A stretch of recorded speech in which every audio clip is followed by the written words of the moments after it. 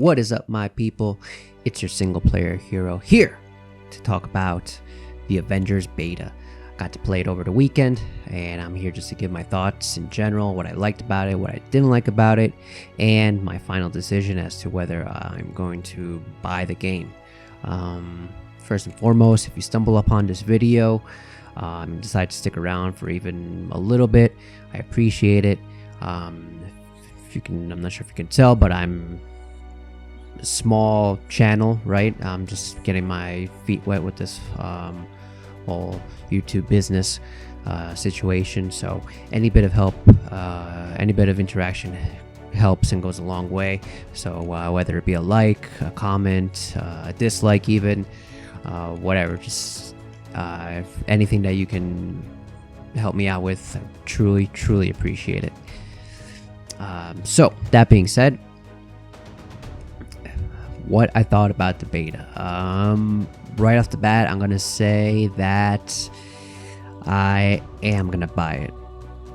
Yeah, it wasn't that way at the very start. It definitely took some convincing, or I guess I guess you can say that, some convincing on the game's part, and also just little by little. I mean, the more time, this is the type of game that the more time you give it, the more that you dive deeper into it, and the more that you get to see what it truly has to offer. That little demo at the beginning with the Golden Gate Bridge is cool. I understand why they give you that demo, because at that point the heroes are somewhat powered up, right? They have some skill upgrades that you don't have when you start the game fresh from level 0, right? And it makes sense that they did that, because when you're starting off with the heroes, it can seem pretty bare, pretty lackluster. I went through most of the heroes. The only one that I didn't get a chance to play with was Black Widow. But I played a good amount with Hulk, Miss Marvel, and I ended up playing the most with Iron Man, surprisingly, actually. And I'll get to that, why that is shortly. So at the very beginning, you're given sort of a very bare set of skills, and it's a sort of an RPG in the sense that you level up, you unlock skills, you acquire gear to better improve your stats and attributes in certain areas, such as your melee combat, the power of your quote unquote superpowers that you have, your range abilities, right? And like an RPG as well, it works in the sense that each hero has their sort of their different specialties, right? This I found really cool, because probably one of the main things that I was really hoping for was that each hero would have a distinct and unique feel to them. I did not want to feel the same fighting using Black Widow as I would fighting using Captain America or Thor or Hulk, right? This was something that I was really looking out for in terms of the gameplay, and I really feel like they delivered on this front. Each hero has their unique sort of abilities, as far as the 3 that I got to play with, right?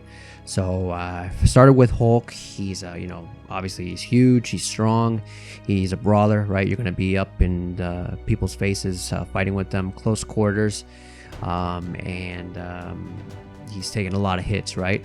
He has a rage ability that actually helps not only with powering up his moves, but also replenishing his health as well.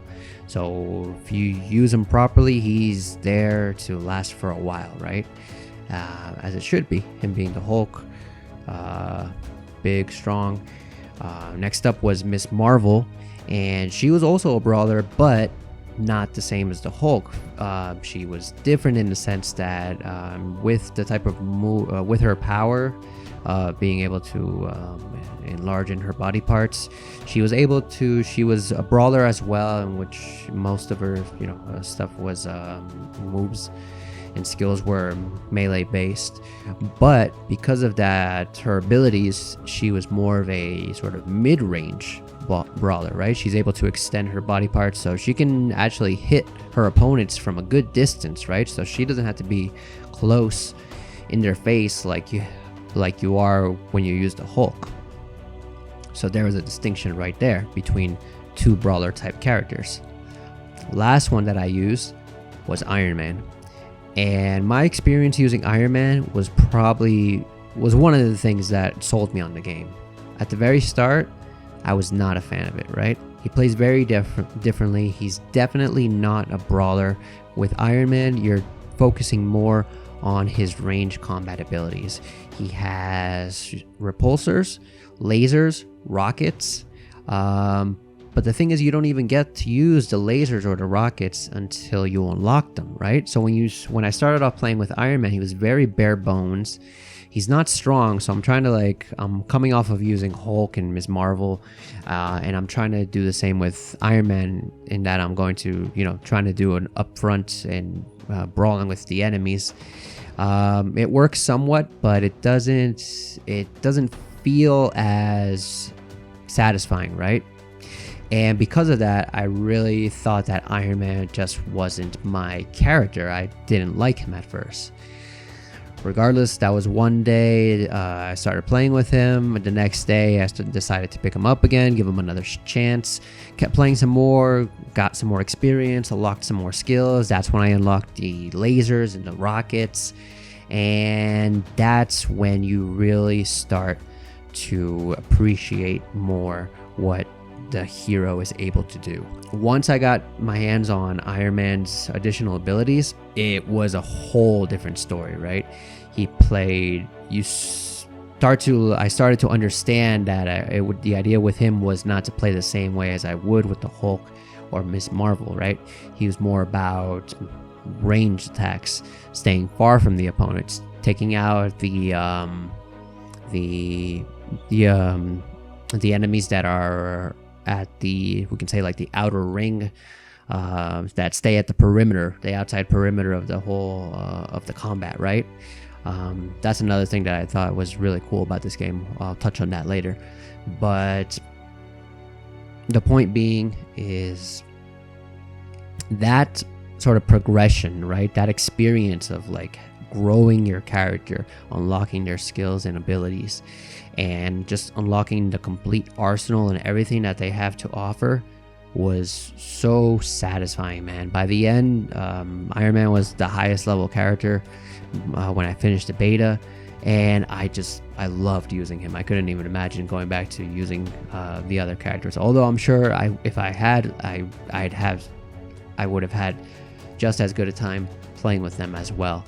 But that really just got me, man. The fact that I started off using a character and I didn't like him all that much, and slowly but surely, by unlocking and making him grow, I got used to him, and by the end I loved him, right? And that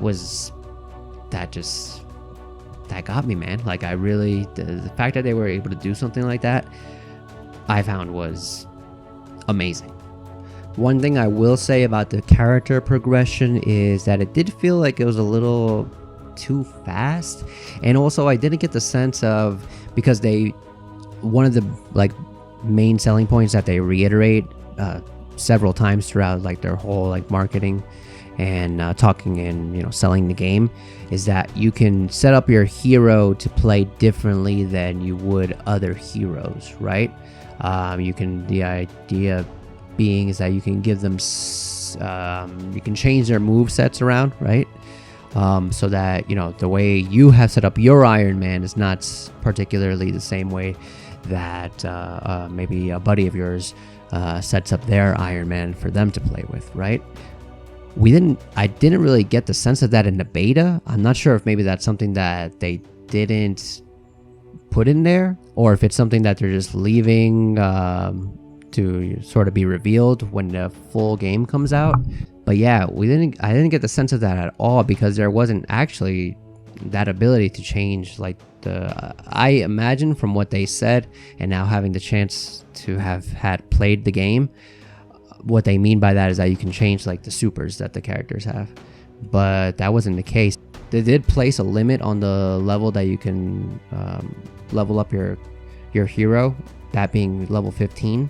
So you did have a limited amount of skill points that you could use to unlock skills, but I don't think, I mean, if the customization that they're referring to is having a limited amount of skill points for you to sort of unlock particular skills and not others to make your hero quote unquote unique, I don't like that. Yeah, that's not really cool. But I don't think they're gonna go about it that way. I feel like level, like the level, the max was placed in the beta just for the beta, and that obviously you'll be able to level up your hero beyond level 15 in the real game and unlock the skill points to unlock all the skills, and then the superpowers being the things that you can actually customize. I'm hoping that's the case. We'll have to wait and see in the final version how that works out. Other than the character progression, the other thing that sold me by the end of it was the missions, what you got to do basically. So the beta gives you a very clear distinction of the different game modes that you have, right? You have the San Francisco bridge sequence, which is the story mode. You have another story mode mission afterwards with the Hulk and Ms. Marvel.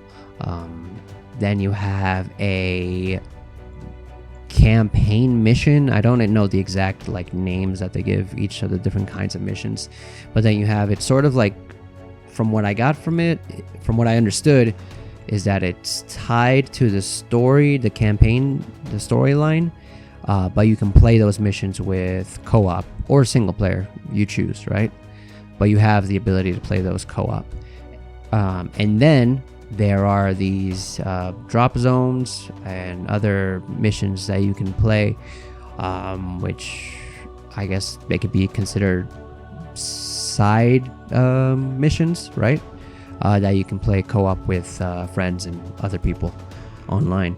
So the content is definitely there. That's one of the things that this game in particular has been pushing since the very start. The fact that you'll be able to have all these different modes to play, the fact that you'll be able to play with your friends, the fact that you can customize your heroes, the fact that they'll keep adding to the roster of heroes that you can play with, adding replayability essentially, by being able to experience the levels with new heroes.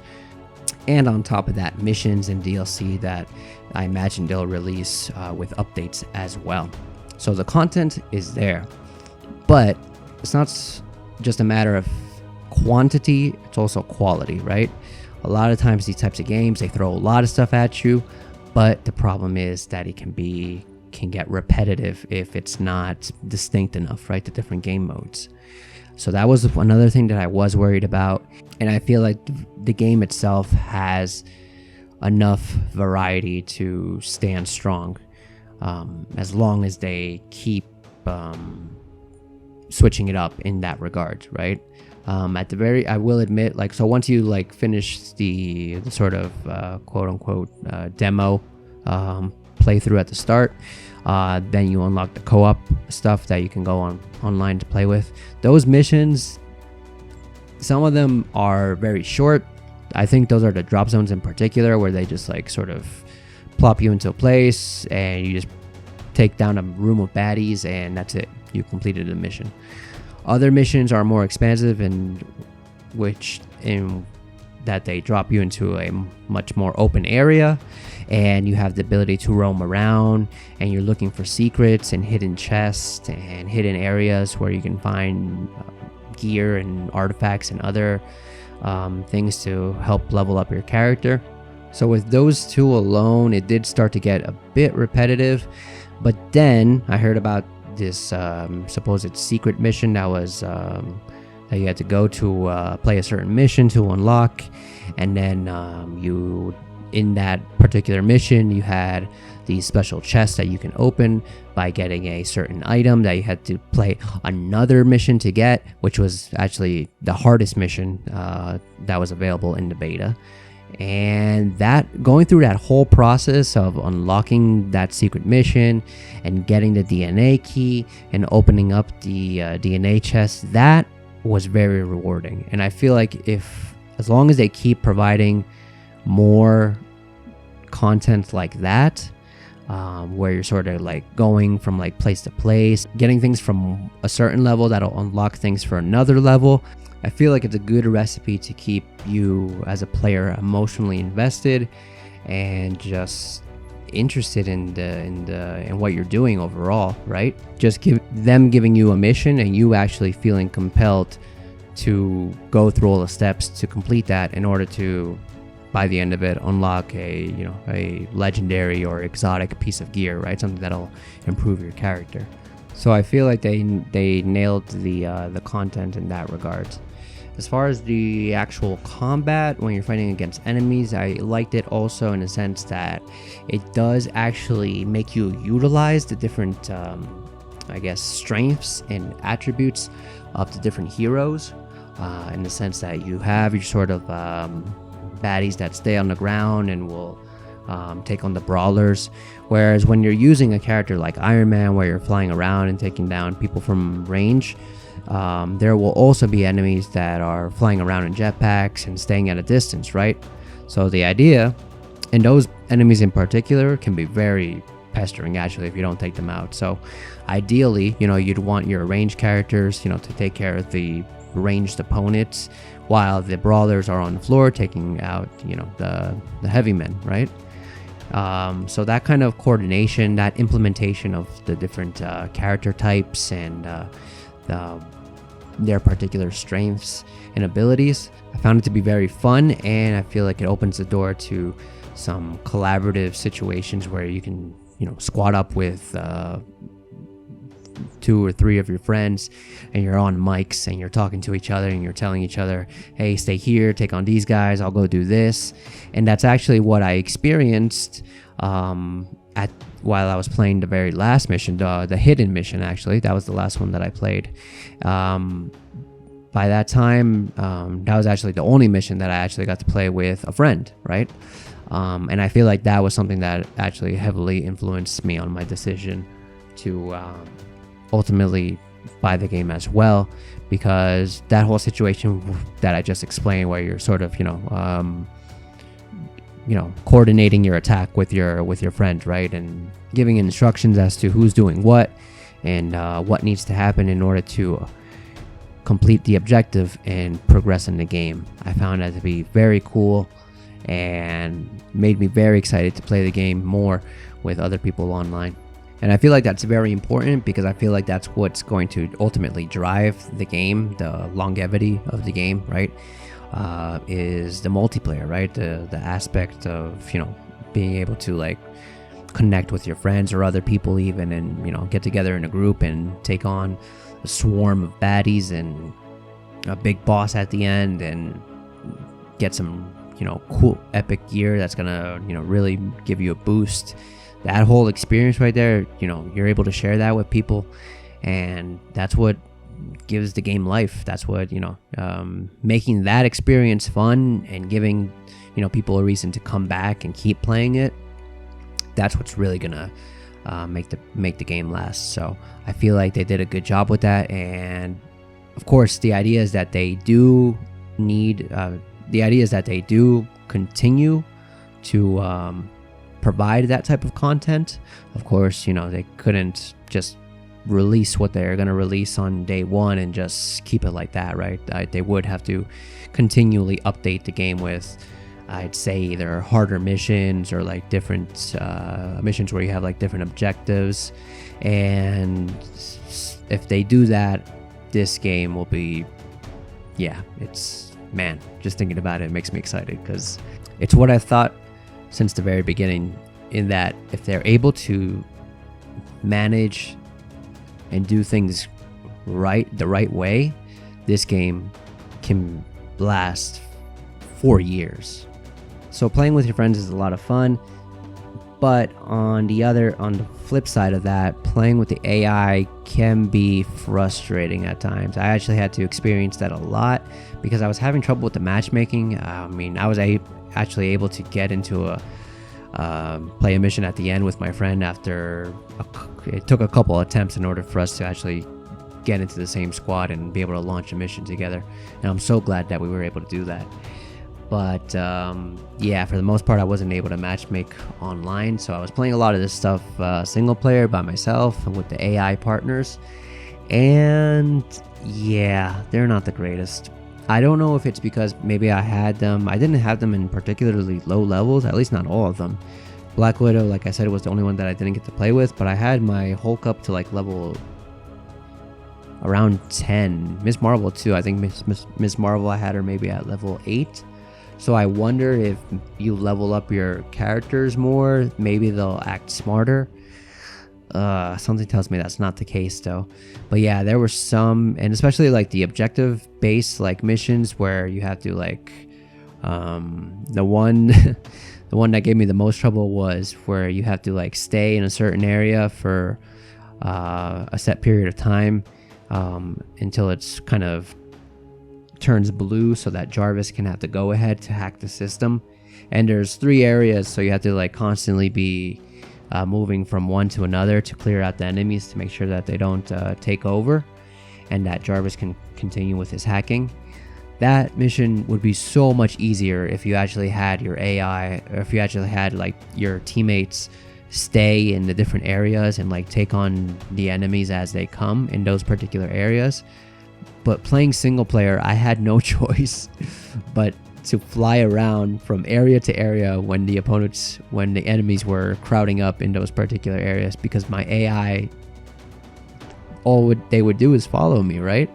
So I feel like it was pretty limiting playing with the AI, unfortunately.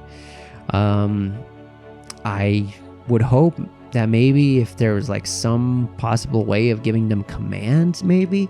I don't know how plausible that would be though, like maybe being able to tell them to like stay in a certain place or certain area. Or I think if they can even program it maybe so that you can tell the AI to take on certain objectives while you take on other ones. I feel like that would be a big help, and I feel like that's something that the game definitely needs for people that are going to be playing single player. I feel like they put a lot of thought into the multiplayer and it's great, but yeah, for the people that are going to be playing single player, they're definitely going to want to work on that a bit. Other than the AI, there were a lot of other technical aspects that weren't really holding up in the beta, and I hope that those are normally things that are like cleaned up and fleshed out by the time the game gets in full release. But it's not always the case, so I hope it does get cleaned up. What I mean by that is frame rates would drop like crazy once there was like a bunch of stuff going on at the screen at one time.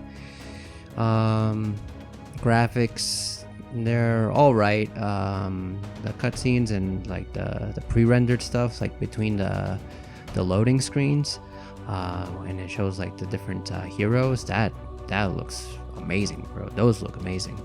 But then when you actually get in the game, it's a little, you could tell like that they like cut corners in certain areas.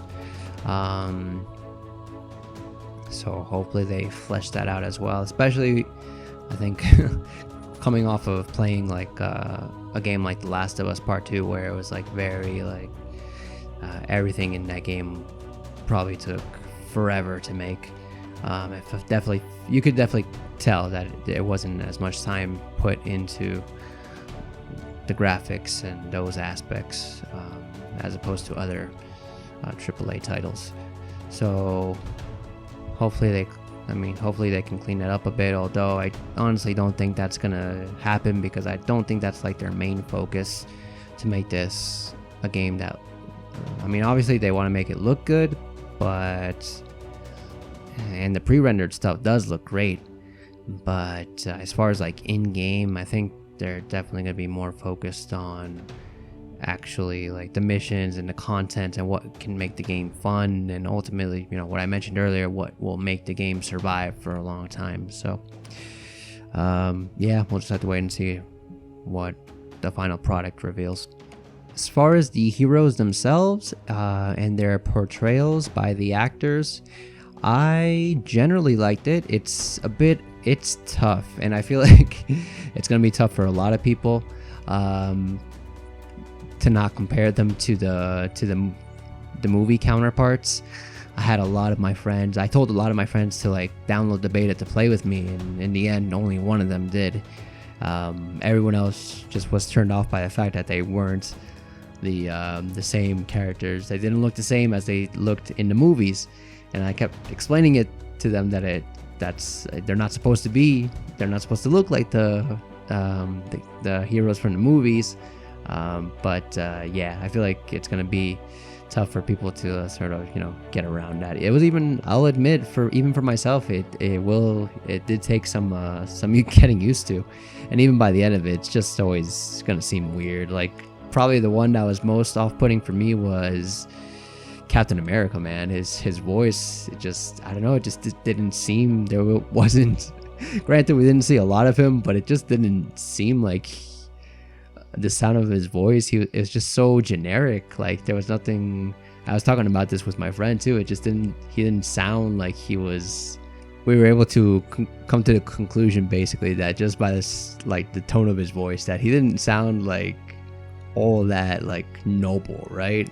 Like, we come to know Captain America through Chris Evans' portrayal, right? As, you know, the good guy, always like doing things the right way, right?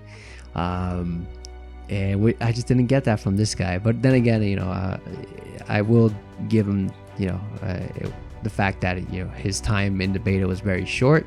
So hopefully he'll have more of a chance to shine in the actual game and its entirety when it comes out. Everyone else, Thor, I was okay with Thor. Iron Man, that was another one, but I feel like I was able to like adjust to that. I like the voice actor. It's the same voice actor for Nathan Drake in the Uncharted series, so I like him. And I feel like, as far as like the tone of the voice, it matched the character, right? It's always like a bit of an adjustment. Like, you gotta like wiggle around in your seat a bit to get used to it, because Robert Downey Jr. just made that role so iconic. Iron Man was him. He and Iron Man were one, right? So to have anybody else jump in there now is just always going to be a bit weird. But I definitely got used to that one more than I did with Captain America, I will say that. Black Widow, I feel like they dropped the ball. I feel like they should have given her like the Russian accent, but it was okay. Yeah, it wasn't bad. And I really liked Ms. Marvel and Bruce Banner, the Hulk, right? And we got more time with those two in particular, because the follow-up mission that you play after the whole Golden Gate Bridge scenario is a mission with them two by themselves, and you have a bit of an emotional moment, and you sort of get to actually see the acting chops behind the people doing the voices.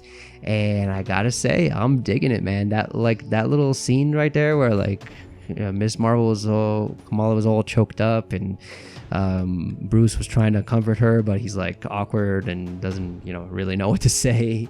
I feel like they played that like very, very well, and I'm excited for what the rest of the story has in store. I'm just in general very excited what the story is going to be actually, and how it's going to play out. Obviously Captain America is going to come back, right, some way, somehow.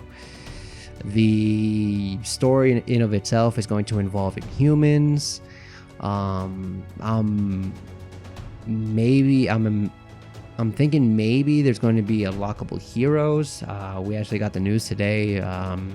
Some people digging through the code of the game, of the beta, were actually able to find that there's a lot more heroes in the code that I imagine are going to be playable.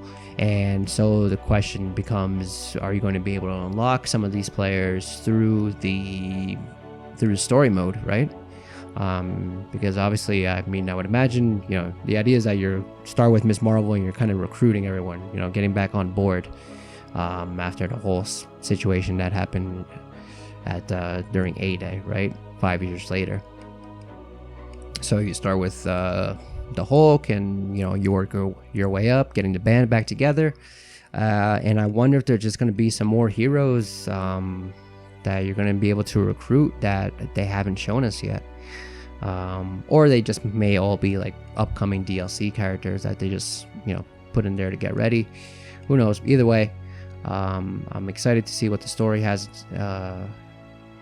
in store, and I'm probably even more excited about the upcoming characters they released. I mean, that's probably one of the early on while I was playing through the beta. It's just I just started getting thoughts of like, oh man, like if they add this hero and this hero, if they add Captain Marvel and Black Panther and Doctor Strange and the X-Men, what if they add the X-Men, Wolverine, Cyclops, Storm, the Fantastic Four, Mr. Fantastic. Oh man, like just going down the list, and you just like get so exciting, like man, just like the possibilities. That's the thing with this game. It has so much potential because of the resource that it's pulling from, right? The Marvel universe is huge. There's so many heroes, there's so many storylines, there's so many things that they can do to keep this game alive for years to come.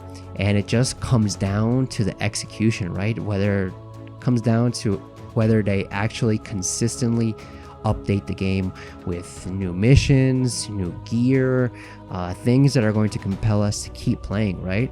And I just really hope they pull it off. So of course that's something that's pretty much impossible to tell until the moment comes, right? I mean, I don't know. It could very well be the case, that they drop and they, maybe release a couple updates once every 6 months, something like that, maybe even just like once a year, right? I mean, we'll just have to wait and see. There's nothing really that can prepare for that aspect of the game. So I didn't really want to base my decision off of that.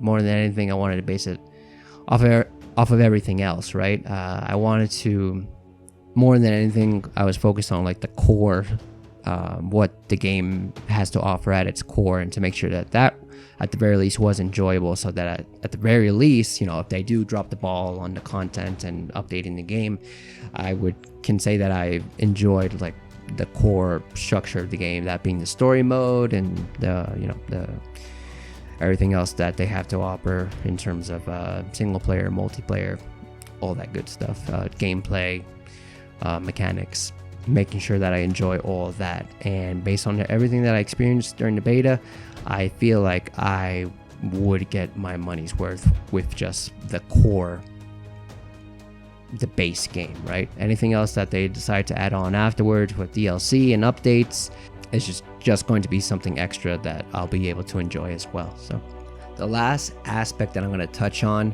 is the gear. This was something, I saw a video. It was released by IGN after the first beta weekend concluded for the people that pre-ordered, and they put together this video sort of explaining that the issue of not having the gear, what's the word,